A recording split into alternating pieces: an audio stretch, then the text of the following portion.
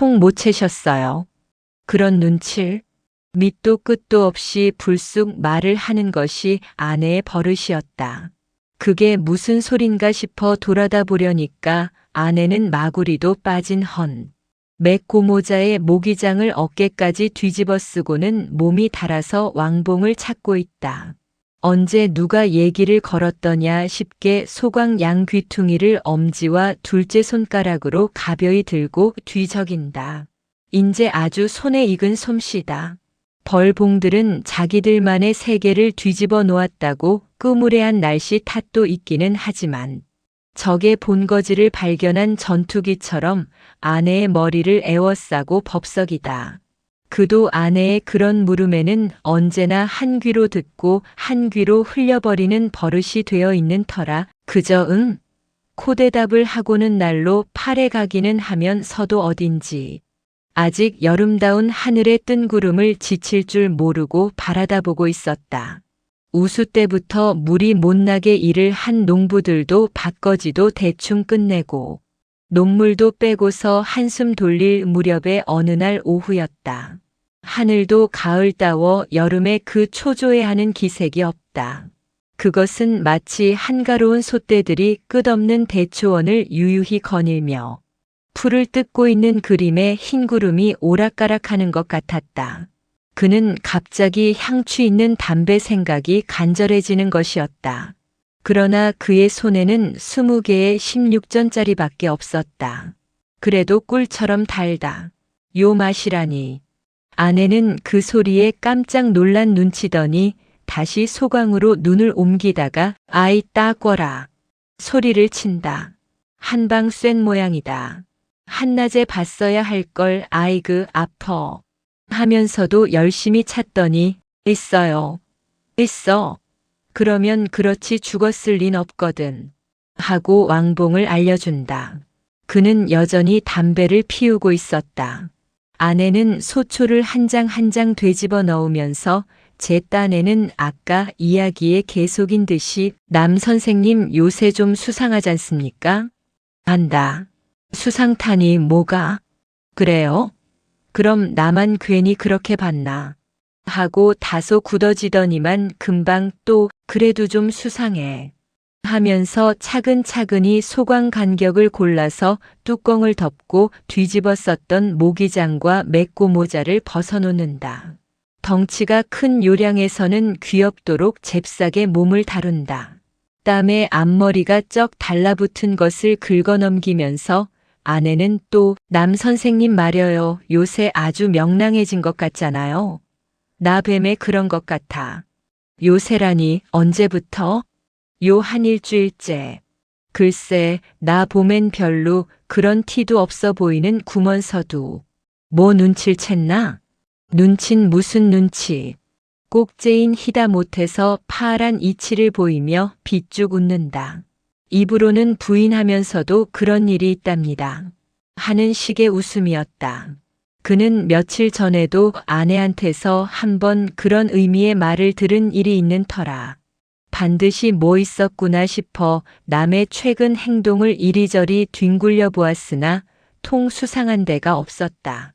그래서 아내더러 무슨 눈치를 챈 것이 있느냐 해도 생글 웃고만 있다. 남이란 두어 달 전부터 그한테 와서 몸조리를 하고 있는 그의 친구다. 중학 때부터 지독한 공부꾼이어서 대학까지 사뭇 우등으로 버틴 수재였다. 소위 수재형이란 대개 그렇지만 얼굴이 하얗게 희고 손은 마치 장마철의 수박 덩굴처럼 베리베리했다.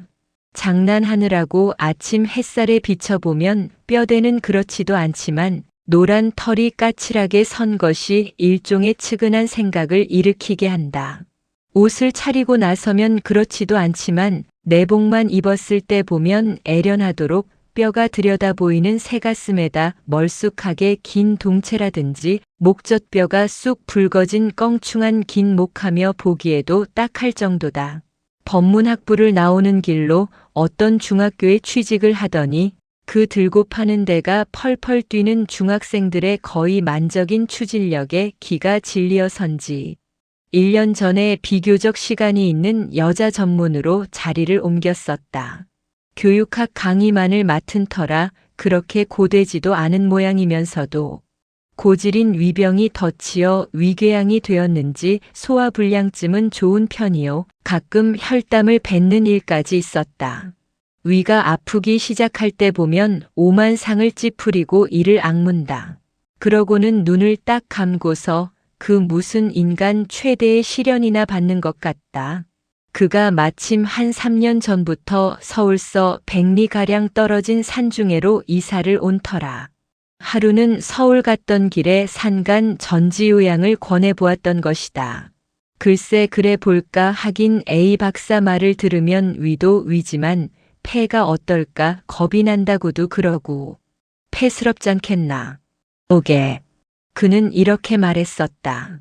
기차 정거장에서 10리나 되고 물이 있나 경치가 좋은가 실로 보잘데없는 평범한 산간인 것을 소설 쓰는 사람의 독특한 과장으로 마치 서서의 계곡이나 되는 듯이 풍을 치는 바람에 서울서 나서 서울서 큰 남은 회가 동한 모양이었다. 그렇게 좋은 데면 내일이라도 가도 좋으니 같이 가자고 서둘렀다. 처자가 있는 것도 아니요. 집안 살림을 통맡아 보아주는 동생 내외에 누이까지 있는 터고 학교도 벌써 2달째나 쉬고 있는지라 남의 어머님도 제발 좀 데리고 가달라는 것이었다. 처자가 딸려놓으면 이런 짓도 하기 어렵지. 그렇잖아요 어머니. 30이 지나도록 독신으로 있는 것이 오늘의 요양을 위해서였기나 하는 것처럼 남은 이런 말을 하며 이튿날 그를 따라온 것이었다.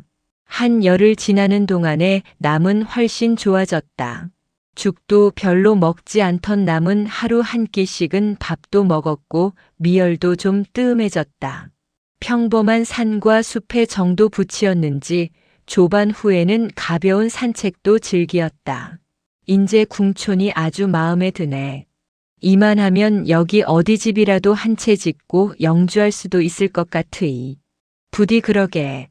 우리도 고적하잖고 자네 어머님도 좋아하실 걸세. 어머니? 어머닌 안 돼. 지독히 귀족적이니까. 여름방학이 끝날 무렵에는 밥도 2끼씩 먹었다.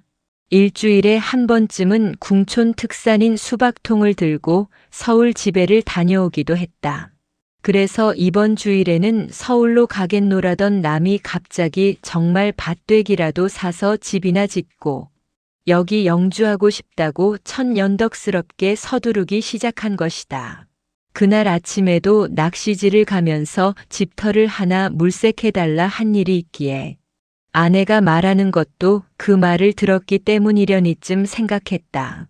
명랑해진 것은 건강이 좋아졌기 때문일 것이다. 그랬더니 그날 저녁 남이 잡아온 피리를 기름에 튀겨 저녁을 먹고 나서 나무 토막으로 만든 걸상을 뜰 코스모스밭 앞에 내어다 놓더니 남은 정말 집터 이야기를 또 끄집어냈다.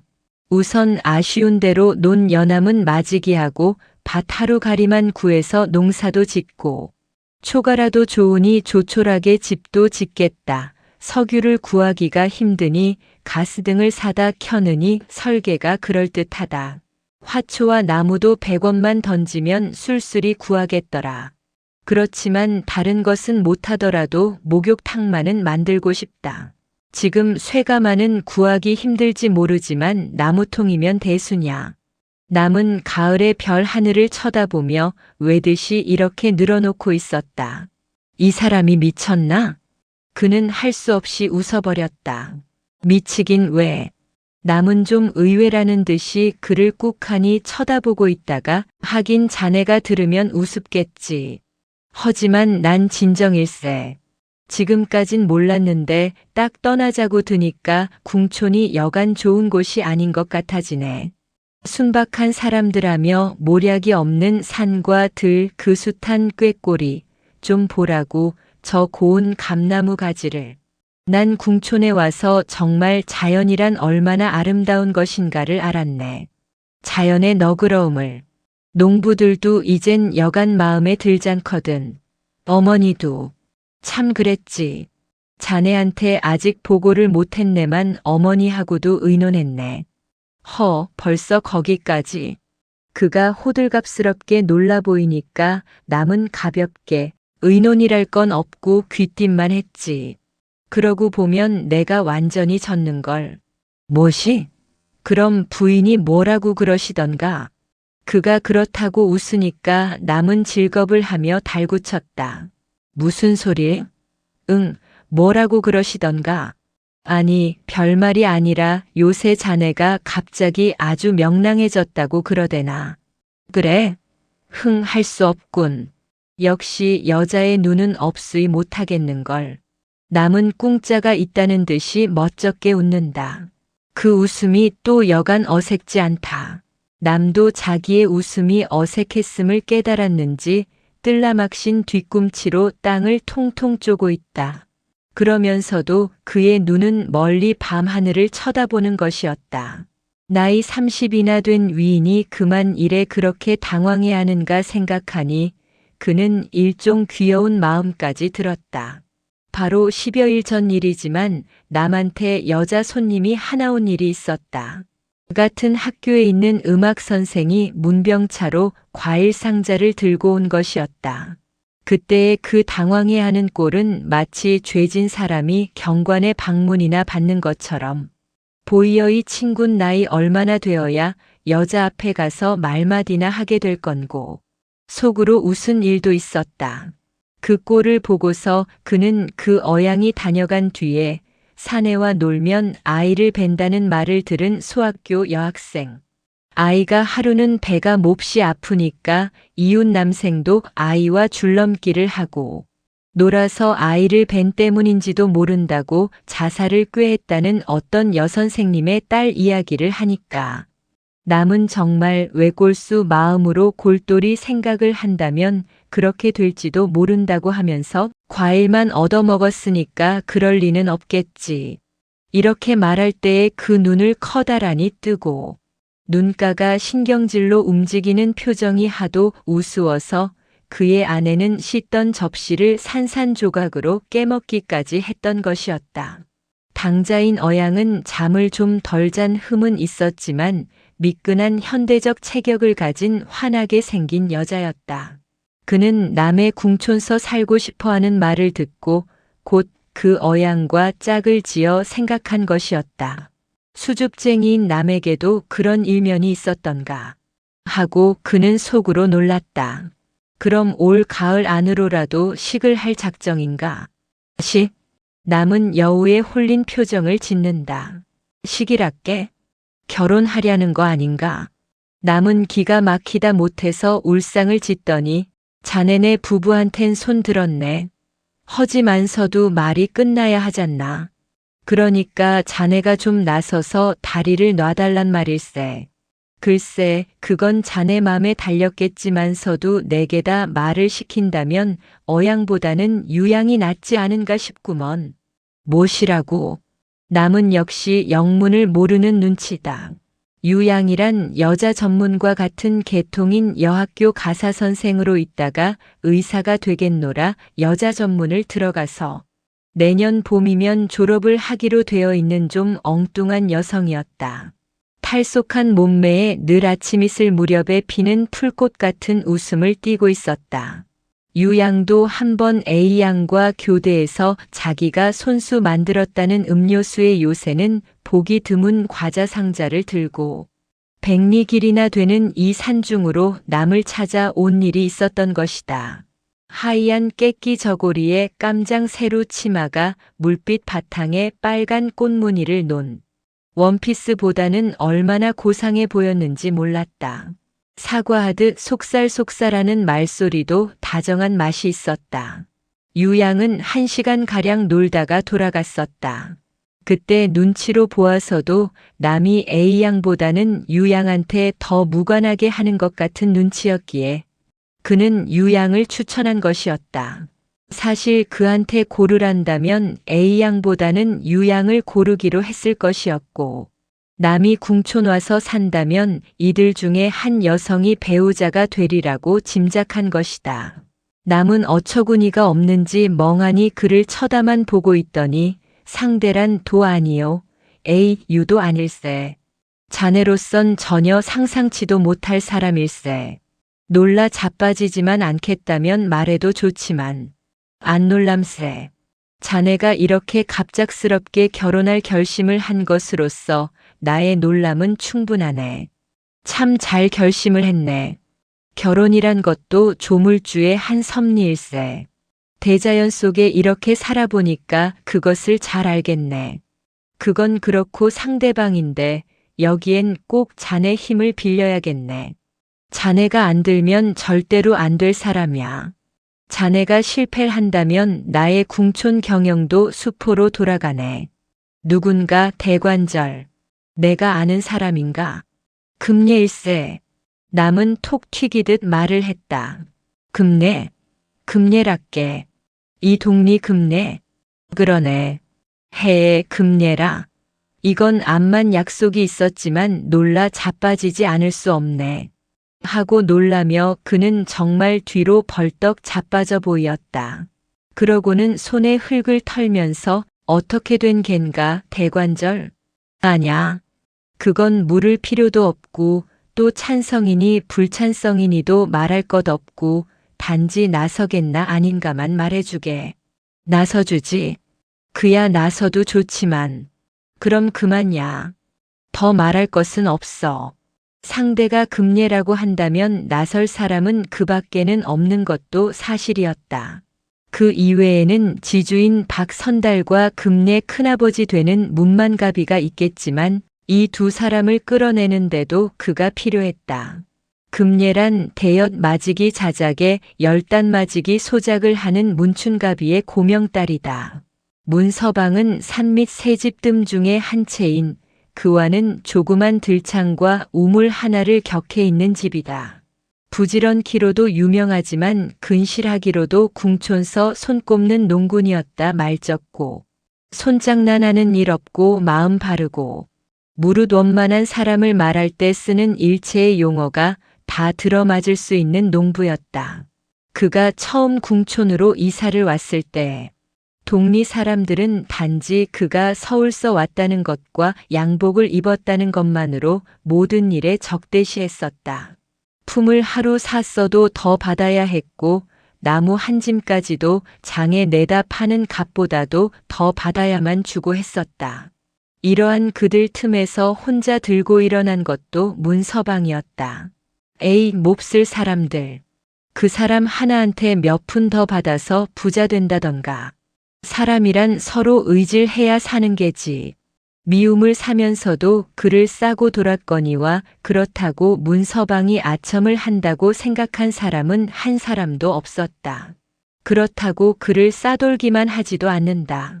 문서방은 도회 생활에서 직업 없는 농촌으로 와서 마음이 탁 풀린 관계도 있겠지만 실상은 점심 한 끼라도 줄여보자고 늦잠을 자고 아침도 늦게 해먹는 그를 붙들고 댁에선 내 맘이지 누가 참섭이냐 할지도 모릅니다만 우리 집 아이들이 배울까봐 탈이요.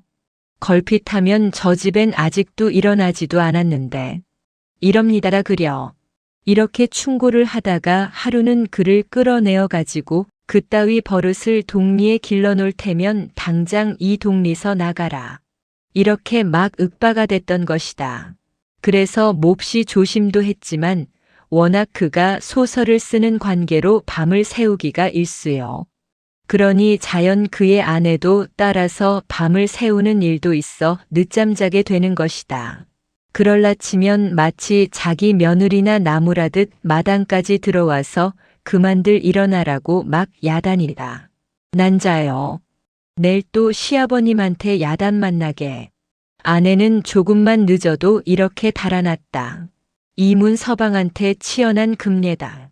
금례가 났을 때는 문서방은 송곳도 꽂을 땅이 없었다고 한다. 타작을 하고 나면 벌써 양식 걱정이었다. 그때만 해도 병작 도지는 후한 편이고 대개 말썽 도지가 넘어 지주한테 뜯기고 마름한테 골리우고 장리뼈다 갯돈이다 물다 보면 모자라는 형편이었다. 그러니 아무리 고명이라고는 하지만 어려서부터 손톱이 닳도록 일에 들볶이었다. 8살부터 벌써 절구질을 했고 조당 수물만 마시고 사는 그들이었던지라 금내는 절굿공이를 든 채 기절한 일까지도 있었다.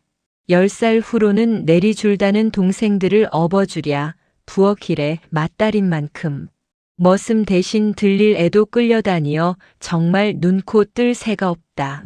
제가 일에 치여서 잘하질 못하는구나. 모두들 이렇게 말했다. 사실 뼈가 굴어질 수도 없으리만큼 어린 금내한테는 과한 노동이었다. 그래도 문서방은 물이 못 나게 달구친다. 얘 이년아 금내야. 뭘 그리 꼼지락대기만 하냐. 냉큼 못해. 팽구리처럼 치맛자락에 바람이 일 것만 문서방은 걸핏하면 벼락을 내린다. 타고난 성품이 좀 급해 놓으니까 말을 해도 부푸다. 어떤 때는 눈이 나오게 알밤을 쥐어박는 수도 있건만. 금례는 눈물을 쪽쪽 짜면서도 말대꾸 한마디 않고 일만 했다. 그래 한 번은 금례야 애비가 잘못했다. 너 같은 아이가 어디 있다고 내가 때렸구나. 이놈의 손목쟁이를. 이렇게 뉘우치기도 했다. 문서방은 정말 마음이 아팠던지 눈물까지 흘렸었다. 금례는 올해 18이나 허드렛 일은 물론 들릴 애도 막히는 데가 없고 꾀맴질도 매끈하다. 눈썰미가 있어서 멍석이니 바구니 심지어 제 손으로 곱다랗게 물을 들여서 초신까지 삼아 신고 다니었다. 농산일만 해도 이만저만한 품머슴은 말도 못 붙여본다. 눈을 감고 만져만 보고도 은방조와 다마금을 구별하는 정도니 곡식의 걸음이며 흙을 만져만 보고도 그 흙에 맞는 곡식을 알아내었다. 그리고 그것은 실로 정확한 것이었다. 금년인저 아무데 내놔도 구길 데 없을 게다. 내게 치여놨으니 더 할 말 없지. 암만 큰 광작 대농집에 간데도 막힐 거라곤 없으리라. 문서방이 이렇게 딸을 칭찬하게 된 것도 오래 들면서부터다. 나이가 찼으니 인제 신랑감을 구하기 위해서다. 문서방은 어떤 사위를 고르는지 금례가 14살 때부터 몰려드는 신랑감을 함부로 막 내밀었다. 대개는 남의 땅 소작들이었지만 개중에는 제 땅마직이나 가진 사람도 있었고 한 번은 자작농의 광작의 둘째 아들도 있었던 터라 모두들 문서방이 월급쟁이 사위를 고르느니라 했다. 하루는 문서방이 젊어서 머슴살이를 할 때부터 친한 권삼성이가 와서 사돈이 되자고 했었다. 삼성의 아들은 보통학교를 나와서 면서기를 다니고 있었지만 이 좋은 자리를 내차는 것을 보고는 그가 고르는 것이 반드시 월급쟁이가 아닌 것도 알려졌다. 우리 금년 농가로 보내야지 월급 생활을 하는 집에 가서 뭐래. 그러면서도 농사꾼의 사윗감이 나서면 헐렁이니 좀생원이니 불량하니 트집을 잡아서는 내찬다. 대학 출신인 남의 눈에 들만하면 인물도 속 빠졌겠고 보니 침을 삼키는 총각들도 많았다. 권삼성의 아들도 그 중에 하나다. 어디서 들었는지 뱀 허물 벗은 것을 몸에 지니고 다니면 짝사랑하는 여자가 달라붙는다고 벌써 이태째나. 그 꺼림칙한 것을 주머니에 넣고 다닌다는 소문까지 돌고 있었다 원래. 농사가 싫어서 서울 가서 1인 상점의 점원으로 있는 박달성이는 1,000원이 넘는 저금 통장까지 보이면서 금례와 혼인만 하면 시골 와서 땅이라도 파먹겠노라고 문서방을 졸랐었다. 이 말을 듣자 문서방은 불붙은 맹수처럼 노했었다. 뭐시라고? 이 사람 한마디 더 해보게나. 시골 와서 땅이라도 파먹겠다고. 응, 땅이라도 파먹는다. 예, 이 녀석 봐라. 그래, 외놈 집 고식갱이가 농군보다 더 장하단 말이겠지. 무엇이 어쩌고 어째. 땅이라도 파먹겠다고. 마침내는 이놈이 되었다. 문서방은 골춤이라도 잡을 듯이 나대면서 우리 농군네가 외놈집 고식갱이만도 못하다. 이놈아, 난 군수도 쥐뿔도 부러울 것 없다. 군수도 우리 농군네한테 절하는 세상이야. 뭐가 어째? 땅이라도 파먹겠다고. 이런 일이 있은 후로는 동리 사람들은 이렇게 수군댔다. 금례도 불쌍하지 그놈의 욕심쟁이 늙은이가 딸을 늙혀 죽일 작정인가 봐.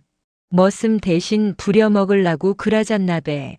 이런 세평이 맞는지 안 맞는지는 어쨌든 이문서방의 딸을 남이 얻겠다니 딱한 일이었다. 믿져야 본전이라고 하지만 박달성이처럼 혼을 나면 확실히 믿지는 일이었다. 그는 그한테서 남의 이야기를 들을 때의 문서방을 이리저리 상상해 보았다. 그러나 그로서는 문서방을 찾아가기 전에 먼저 남의 태도가 어느 정도 진실한 것인가를 다질 필요가 있었다. 돌에서 나서 시멘트 위에서 자란 남이었다. 내려찌는 풀향에 어지럼증까지 일으킨 남이기도 했다. 낚시질을 가다 말고 꾀꼬리 소리에 홀려서 오봉산을 종일 헤매다가 돌아오기도 하는 남이었다. 파란 콩꽃이 열매가 된다고 껍질을 뚫고 병아리가 나왔다고 마치 무슨 위대한 신비나 발견한 것처럼 수선을 피우는 남이기도 했었다. 이 서울뜨기가 밭꽃처럼 소탈한 금례한테 혹한 것은 되레. 자연스러운 일이라 할 수 있었지만은 서울뜨기는 어디까지든지 서울뜨기가 아닌가 한 것이었다. 이 사람 농담도 이만저만이 해주게. 자네 그렇게 자꾸 다지면 난 불쾌할 뿐일세. 남은 이렇게 말했다. 그러나 기간이 너무 짧지 않으냐고 그는 핑계를 삼다가 혼이 났다. 다른 사람도 아닌 소설가가 기간을 운운하느냐는 것이다. 그렇다면 로미오와 줄리엣의 연애는 없어야 할 것이 아니냐. 그러니까 너의 소설은 밥맛밖에 안 난다. 나의 금례에게 대한 사랑을 기간 운운할 테거든 아예 소설을 집어치워라. 남은 이렇게 막 몰아세웠다.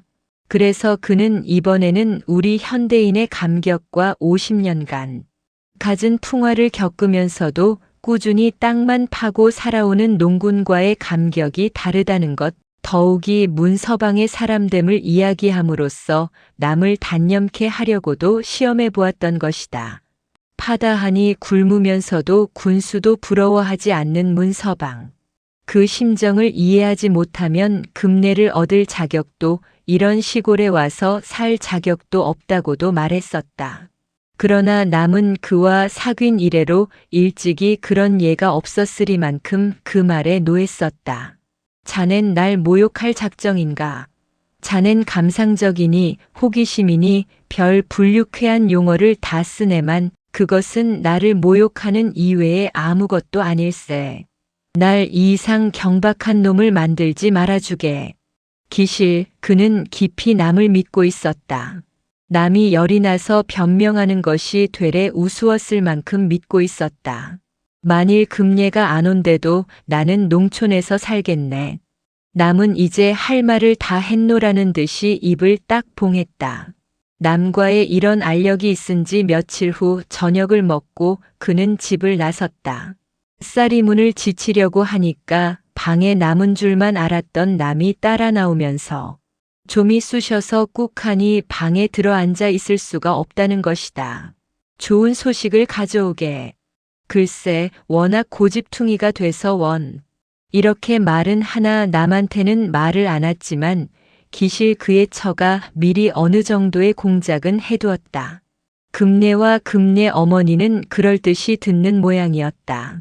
더욱이 금례는 퍽 좋아하는 눈치더라는 것이었다. 금례하고 남 선생님하고는 어느 정도 얘기가 됐나 봐. 그런 게지. 아내는 이렇게 킥킥댔다. 그리고 이제 생각하니 금례가 푼콩이니 계란이니 호박 같은 것을 가져온 것도 우리를 위해서가 아니라 남 선생님 상에 놓으라고 가져온 것인지도 모른다고 하는 것이었다. 그럼 난 공연히 미움받지 않았나. 그도 웃었다. 문서방은 아내의 보고대로 사랑해서 혼자 새끼를 꼬고 있었다. 하늘의 파란 빛깔을 알아볼 수 있을 만큼 밝은 달밤이다.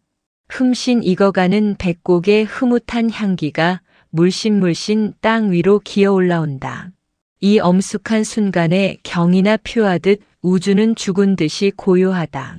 철적은 반딧불 하나가 이 파란 포물선을 그으며 지나가자 그 반딧벌레의 날갯 소리가 곧 들려오는 듯 싶은 정적이었다. 밤머리에 멋쩍게 키가 큰 수순잎이 산들바람에 스치는 소리도 이 경건한 밤의 침묵을 깨트리는 것은 아니었다. 어서 오슈, 원, 발 들여놓을 데도 없어노니. 문서방은 꼬던 새끼 타래를 한쪽으로 밀어치우며 그를 맞아들였다. 저녁엔 화롯불 생각도 나는데요. 참 세월은 빠르지. 그러면서도 문서방은 연성 새끼를 꼰다. 공출 새끼까지 치면 40타래는 가져야 한다는 것이다. 세상 살아가는 이야기가 잠시 끊긴 틈을 타서 그는 실로 긴 서두를 늘어놓고 이야기를 꺼내보았다. 말꼬리를 잡히지 않기 위해서 그는 문서방이 생각함직한 것이며 문서방이 뺑소니를 칠 수 있을 만한 말까지를 미리 앞질러서 해버리었다. 남군이 자기 옆에 같이 살면 나도 여기서 영주하겠다. 그러니 날 보아서라도 금내를 달라고 졸랐다. 문서방이 그의 말을 신중히 듣고 있다는 것은 무슨 애기를 하면서도 일찍이 손을 쉬어본 적이 없는 그가 손을 쉬고 있다는 것만으로 알 수 있었다. 듣고만 있던 문서방이 입을 열었다. 고마운 말씀이외다. 과만하외다. 아, 승낙해 주셨습니다 그려. 그는 정신이 번쩍 났다. 고마운 말씀이요. 문서방은 같은 말만 되풀이하고 있었다. 과만한 말씀이외다. 남군도 퍽 좋아할 깹니다. 과만하고 말고. 문서방은 천천히 또 새끼를 끌어당긴다. 그것을 보고 그도 일어나며 그럼 그렇게 알고 갑니다. 하고 일어서 나오는데 문서방은 과만한 얘기지요. 또 한마디를 하고는 정말 금내한테는 과만하다고 다시 설명을 한다. 그러더니 그럼 선생님 그 양반한테 말을 전해주시오. 고마운 말씀이라고 너무 과만하다고. 그러고 고마운 말씀이나 며칠 좀 참아달라고 저 어멈하고도 의논을 해야겠고 제 말도 들어봐야지요. 그렇고 말고요. 당자 말이 제리지요. 이만하면 됐다고 그는 뛰어나왔다. 울타리 옆에서 엿듣고 있던 남이 같이 뛰어오며 손을 잡고 흔들었다. 성공. 자네도 그렇게 안 봤더니 상당한데. 들었나? 응. 글쎄 어떻게 될지. 됐어. 그렇게 말해서 안 들을 사람 없겠네. 자네 그러다가 처녀 유괴마가 되리. 둘은 커다랗게 웃었다. 며칠이라고 그랬지만 이튿날이면 회답을 들을 수 있으리라고 생각했었다. 당자와는 그날 밤 얘기가 될 거고 문서방의 형 만가비도 한동리에 사는 터였다. 그랬던 것이 사흘이 지나도록 아무런 소식도 없다. 그는 그의 아내를 2번이나 보내보았으나 아무런 말도 못 듣고 돌아왔다. 금례 모녀는 처음부터 마음이 턱 실리나 통문서방이 대답을 않고 있다는 것이었다. 그럭저럭 일주일이나 지났다. 참다 못해서 그가 문서방을 찾아가니까 문서방은 여전히 온 과만해서 소리만 되풀이하고 있었다. 그도 허둥대기 시작했다. 그래서 이번에는 문서방의 형인 만가비를 찾아가서 졸라보았다. 만가비도 과만하다고 하며 자기도 기실 아우의 고집 때문에 말다툼까지 했다는 것이다. 교섭을 시작한 이튿날 남은 준비를 하겠노라 서울로 가고 없었다. 남의 어머니도 처음에는 펄펄 뛰더니 자식이 죽는다고 덤비니까 수그러졌다는 소식까지 왔다. 금리한테도 그렇게 전해달라고 마치 약혼한 색시처럼 다루는 데는 질색이었다. 그렇다고 그런 말을 금리한테 전할 도리도 없어서 어리둥절하고 말았는데 하루는 남이 어머니와 함께 불쑥 내려왔다. 내가 졌다오. 한번 말을 꺼내면 그만인 사람이니까. 남의 어머니는 이렇게 말하며 쓸쓸히 웃고 있었다. 남의 어머니도 금례를 훔쳐보고는 무식해서 그렇지 맹통하지는 않겠다며 올라가 버렸다. 입으로는 그렇게 말하나 조이 못마땅한 눈치다. 농촌에서는 한창 바쁠 때다. 모두들 타작 준비를 하느라고 법석이었다. 문서방내서도 온 집안이 끌어나와서 도급기를 손질한다. 마당을 고른다. 야단이었다. 그래서 통말을 붙여보지도 못하고 지냈다. 어떻게 되는 겐고. 남은 맥이 탁 풀린 모양이었다. 내버려 두게. 타작이나 끝내고 보세. 농사라고 지어서 손 툭툭 털고 일어설 때는 마음이 돌아서리. 두고 보지.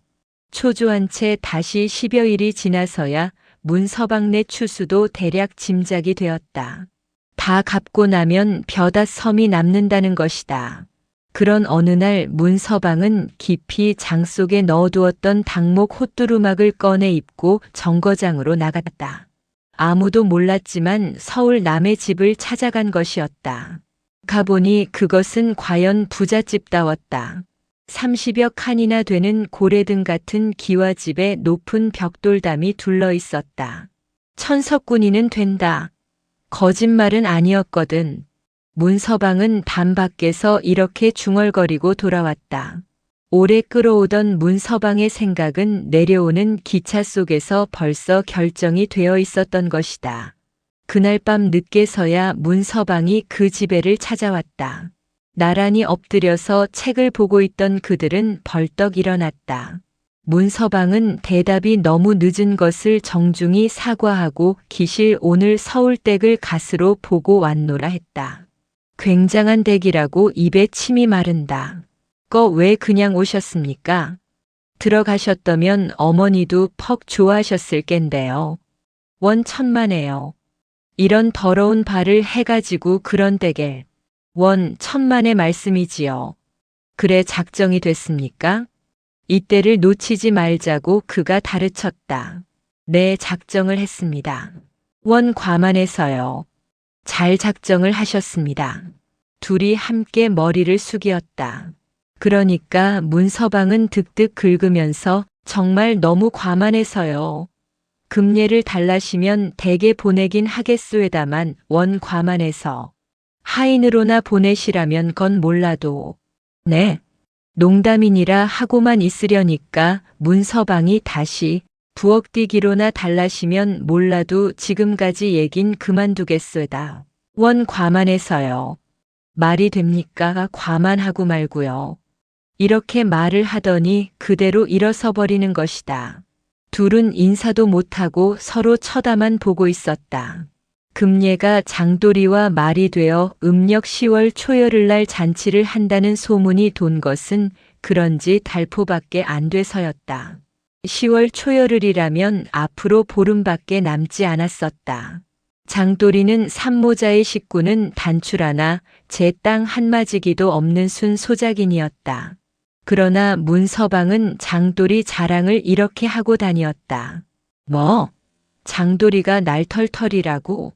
어떤 놈이 그따우 소리를 하고 다닌다디.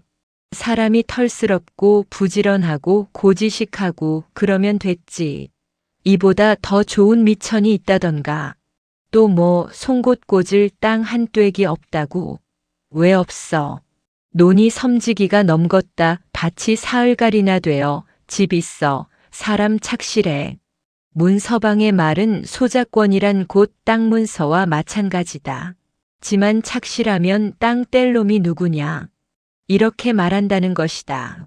돈은 몇만 냥 있어도 사람이 변변치 못하면 당장에라도 거지가 되지만 착실한 마음자리는 어떤 놈이 도적질도 못해가는 큰 보배다. 이 보배와 돈과 바꿀 실업해야 들 놈이 있느냐. 이렇게도 떠들었다. 그러나 장돌이 자랑을 하는 것은 유독 문서방뿐이 아니다. 생각 있는 동리 사람들은 다 이렇게 그를 칭찬했다. 문서방이 사위인 잘 골랐느니 그 사람 심지가 고우니까 그런 사위가 되었지. 그 서울띠기 녀석을 주었어 보게나 오쟁이지기 십상이지.